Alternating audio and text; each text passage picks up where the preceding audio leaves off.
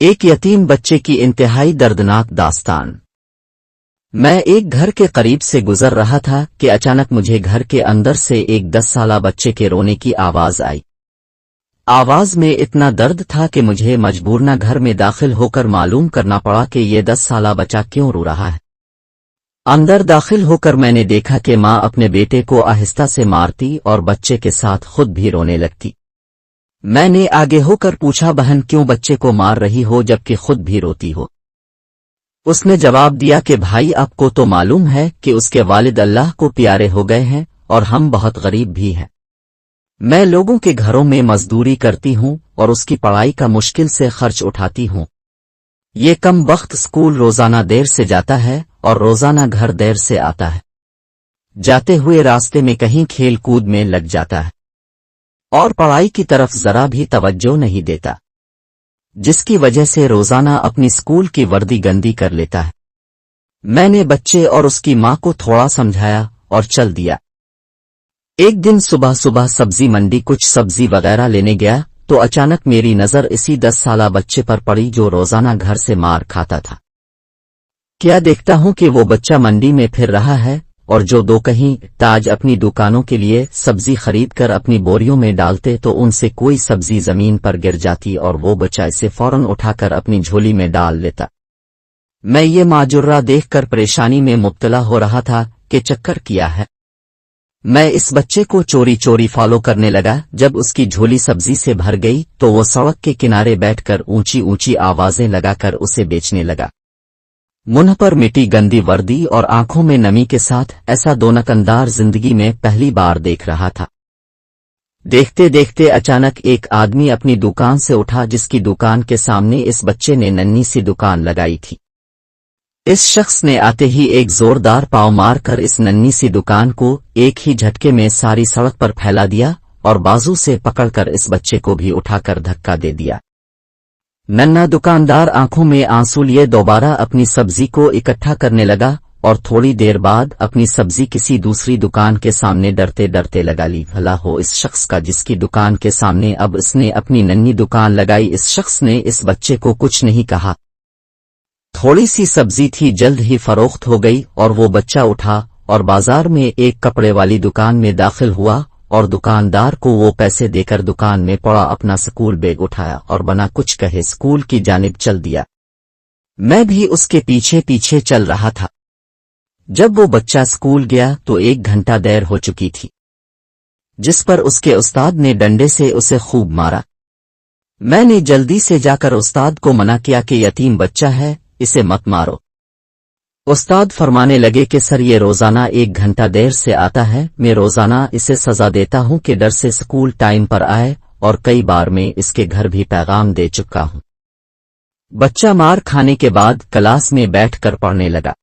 میں نے اس کے استاد کا موبائل نمبر لیا اور گھر کی طرف چل دیا۔ گھر جا کر معلوم ہوا کہ میں جو سبزی لینے گیا تھا وہ تو بھول ہی گیا ہوں۔ حسب معمول بچے نے اسکول سے گھر آ کر ماں سے ایک بار پھر مار کھائی ہوگی۔ ساری رات میرا سر چکراتا رہا۔ اگلے دن صبح کی نماز ادا کی اور فوراً بچے کے استاد کو کال کی کہ منڈی ٹائم ہر حالت میں منڈی پہنچے، جس پر مجھے مثبت جواب ملا۔ سورج نکلا اور بچے کا اسکول جانے کا وقت ہوا اور بچہ گھر سے سیدھا منڈی اپنی ننھی دکان کا بندوبست کرنے نکلا۔ میں نے اس کے گھر جا کر اس کی والدہ کو کہا کہ بہن میرے ساتھ چلو، میں تمہیں بتاتا ہوں آپ کا بیٹا اسکول کیوں دیر سے جاتا ہے۔ وہ فوراً میرے ساتھ منہ میں یہ کہتے ہوئے چل پڑی کہ آج اس لڑکے کی میرے ہاتھوں خیر نہیں، چھوڑوں گی نہیں اسے۔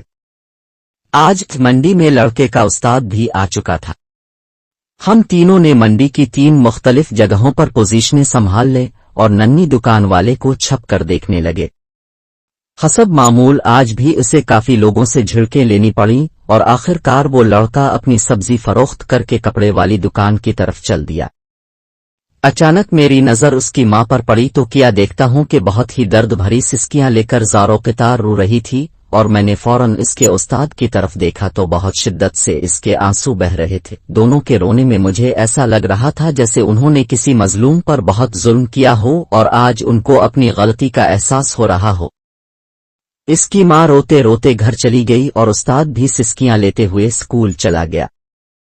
حسب معمول بچے نے دکاندار کو پیسے دیے اور آج اس کو دکاندار نے ایک لیڈی سوٹ دیتے ہوئے کہا کہ بیٹا آج سوٹ کے سارے پیسے پورے ہو گئے ہیں، اپنا سوٹ لے لو۔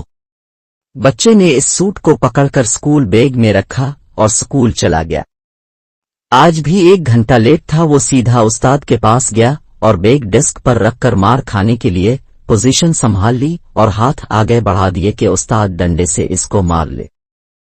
استاد کرسی سے اٹھا اور فوراً بچے کو گلے لگا کر اس قدر زور سے رویا کہ میں بھی دیکھ کر اپنے آنسوں پر قابو نہ رکھ سکا۔ میں نے اپنے آپ کو سنبھالا اور آگے بڑھ کر استاد کو چپ کرایا اور بچے سے پوچھا کہ یہ جو بیگ میں سوٹ ہے وہ کس کے لیے ہے؟ بچے نے جواب دیا کہ میری ماں امیر لوگوں کے گھروں میں مزدوری کرنے جاتی ہے اور اس کے کپڑے پھٹے ہوئے ہوتے ہیں، اس کے پاس جسم کو مکمل ڈھانپنے والا کو سوٹ نہیں ہے، اس لیے میں نے اپنی ماں کے لیے یہ سوٹ خریدا ہے۔ یہ سوٹ اب گھر لے جا کر ماں کو دو گے؟ میں نے بچے سے سوال پوچھا۔ جواب نے میرے اور اس کے استاد کے پیروں کے نیچے سی زمین ہی نکال دی۔